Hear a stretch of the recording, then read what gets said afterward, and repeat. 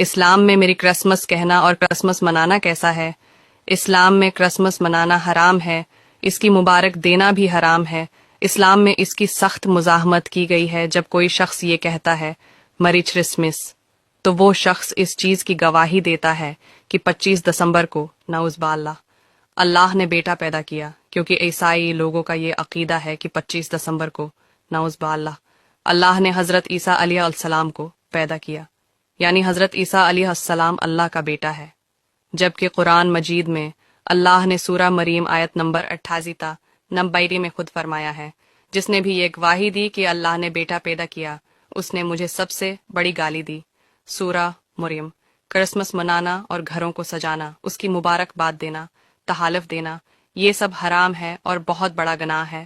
اللہ تعالی ہم سب کو سننے، سمجھنے اور عمل کرنے کی توفیق دے اور ہم سب کو ہدایت دے۔